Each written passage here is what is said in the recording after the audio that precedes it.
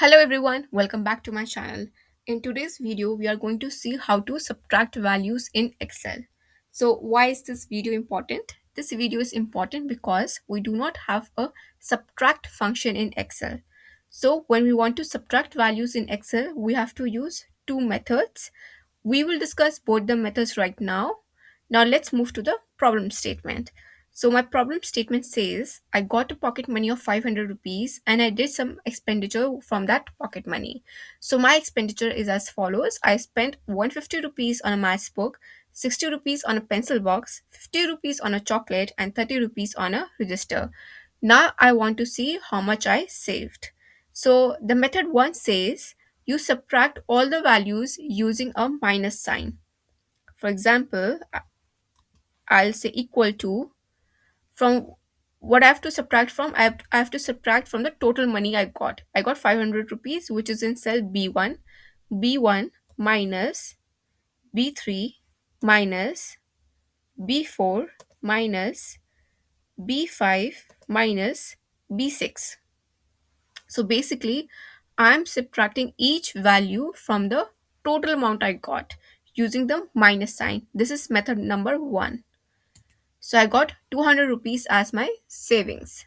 So now method 2 says do not use the minus sign to subtract each value from the total value. Instead use a sum function. Now how can we use a sum function to subtract? We will see now. So I'll say equal to the total money I got, which is cell B1, minus sum. I select the sum function, braces open. Now I select the range. My range is from cell B3 to B6. So I select the range, close the braces, and I hit enter.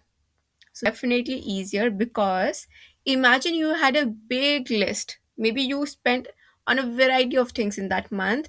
Imagine you had 10 things to subtract from. So imagine writing all those values over here minus B7, minus B8. That would be very difficult.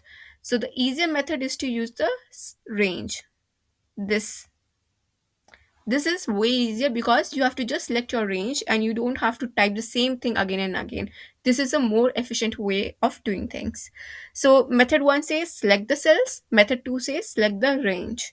And I would definitely recommend to use the range if you have a long list. Maybe if you just have to subtract one cell, one or two cells, then it is easier. You can use method 1. Otherwise, use method 2. So that's it for this video. In this video, how we saw how we can subtract values in Excel because we don't have a subtract function. So I hope you liked it.